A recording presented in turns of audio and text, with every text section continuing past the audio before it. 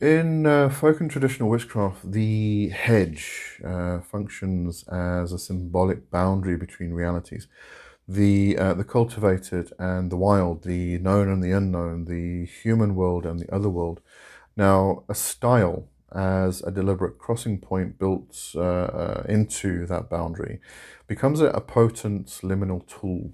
It's a place where movement between worlds is not only possible but expected.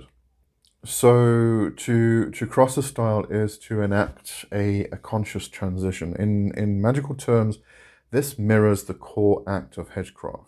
It's stepping beyond ordinary perception into spirit contact, trance, or altered states. So hedge witches speak of crossing or riding the hedge to engage with ancestors, spirits, or hidden forces. The hedge is the veil, the style is the sanctioned passage through it. Folk belief consistently marks thresholds, styles, crossroads, bridges, doorways as places of heightened power and risk. Such locations were favored by cunning folk for charms, divination, healing, the rites of transition, including funerary customs. These were not random choices, but acknowledgements that boundaries are where transformation occurs.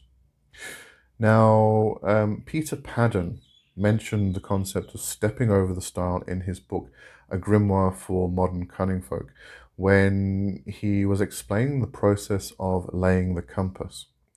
So, after the person, or sometimes a couple, have defined the space, often called ploughing the bloody acre, the rest of the people involved in the working, and this is quoted, need to enter the compass, and this is often done by the guardian laying a broom across the entryway so that the bristles are outside and the end of the handle is inside the moat.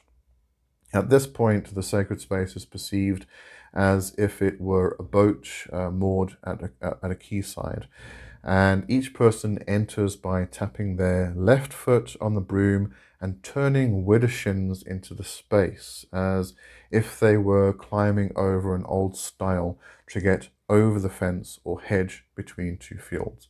So each person sort of imagines that they are stepping over a hedge using a stile, right?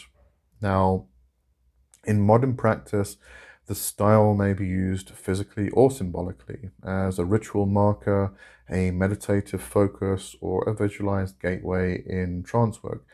Whether walked or imagined, it represents the same act, which is intentional passage between worlds, where witchcraft does its deepest work.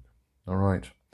So I thought I'd bring something that we used to talk about years ago that I don't see being spoken about very much lately.